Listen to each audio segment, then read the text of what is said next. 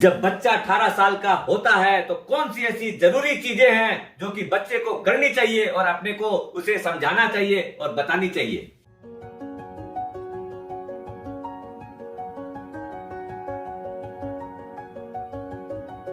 सुप्रभात दोस्तों, आप सभी का एसके हेल्थ एंड वेल्थ में स्वागत है। दोस्तों, जब बच्चा 18 साल का होता है तो उसको अपने इस रियल वर्ल्ड के अंदर उसको फाइनेंशियल क्या क्या अवेयरनेस सिखानी चाहिए और कौन से ऐसे ऐसे कदम हैं जो कि अपने को तैयार करके उसको देना चाहिए और उसके अंदर मार्गदर्शन करना चाहिए।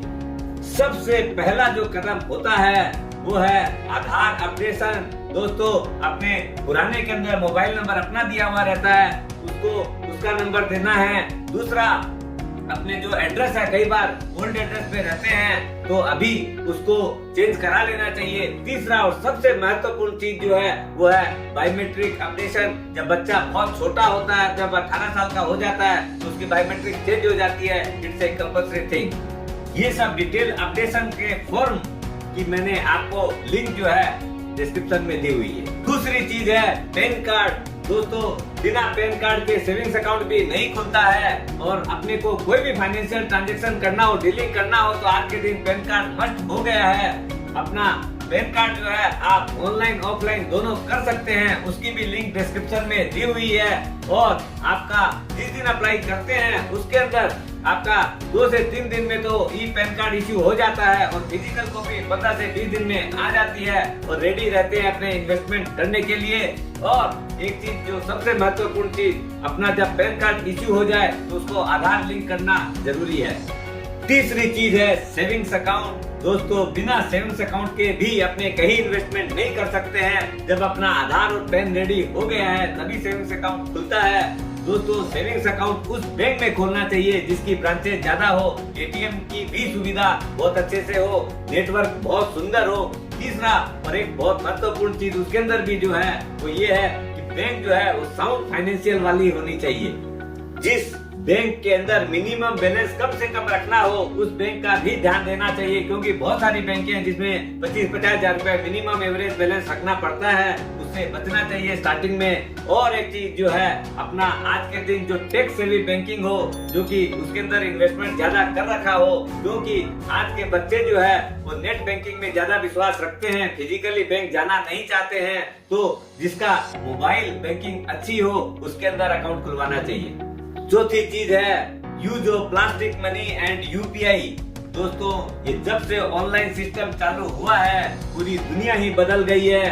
दोस्तों, डेबिट कार्ड रहने से वो कभी भी अपना रुपया विड्रॉ कर सकता है तो अपना कहीं भी जरूरत हो। लेकिन आजकल जब से यूपीआई चालू हुआ है, अपना गूगल पे हो, फोन पे हो, पेटीएम हो, खूब आसानी से आदमी कितना भी रुपया ट्रांसफर कर सकता है उस अकाउंट में। लेकिन उसमें लिमिट सेट करके रखनी चाहिए और अपने को बच्चे को समझाना है कि कैसे अपने लिमिट सेट करके रखने से उसमें। दूसरा एक चीज और है कि फ्रॉड की संभावना से भी अपने को उसको अवगत कराना चाहिए।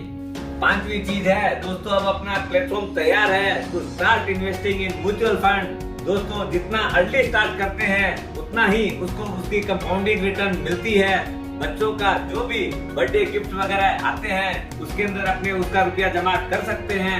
दूसरा, अपना उसका जो भी अपने पॉकेट मनी देते हैं उससे उसको सिखाते हैं कि भैया इतना रुपया आप अपना एसआईपी स्टार्ट करो, जिससे अपना लॉन्ग टर्म हो उसके लिए इक्विटी फंड्स है और शॉर्ट टर्म के लिए अपना डेट फंड बेस्ट है। छठी चीज है स्टॉक मार्केट में इन्वेस्टमेंट डायरेक्टली।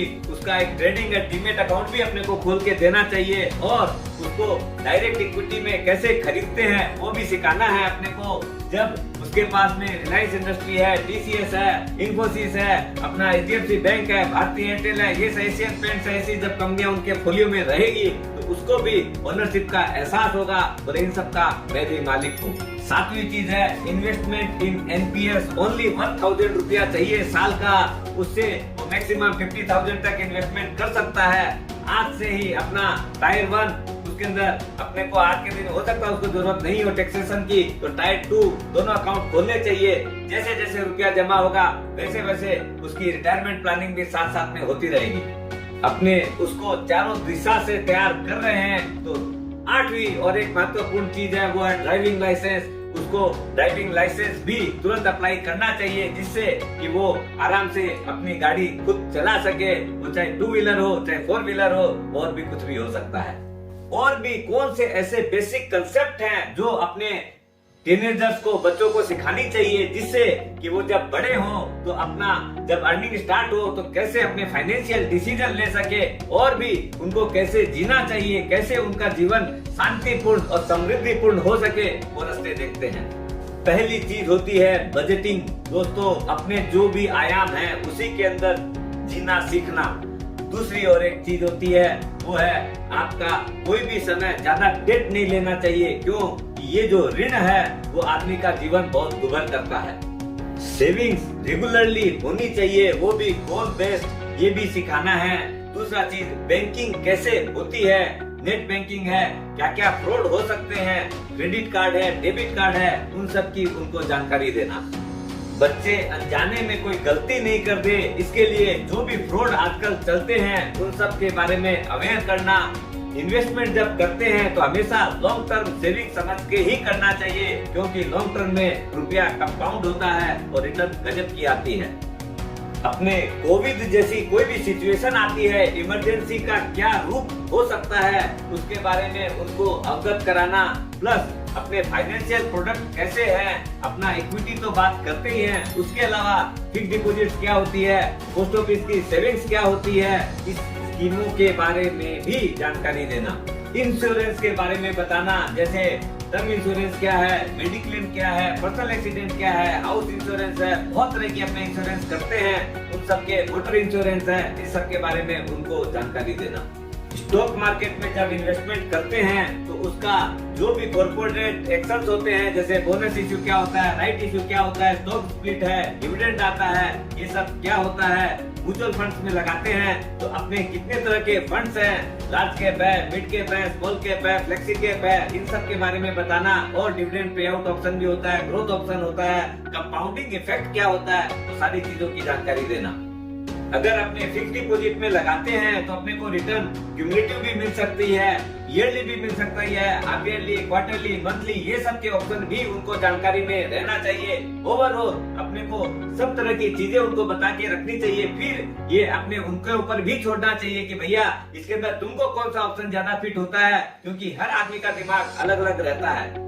दोस्तों, अपने को उनसे और भी राय सलाह करनी चाहिए। जब भी अपने कोई टिकट बुकिंग करते हैं, अपने जब आउट स्टेशन जा रहे हैं, चाहे फॉरेन ट्रिप पे जा रहे हैं, चाहे लोकल ट्रिप पे जा रहे हैं, उन सब के बारे में भी उनसे जानकारी लेनी चाहिए और उनसे वो काम करवाना चाहिए, जिससे उन लोग यूज्ड टू हो जाए काम करने के लिए। दोस्तों, स्वस्थ रहो, मस्त रहो और बच्चों के जीवन में कैसे उन्नति हो उनको गाइड करो।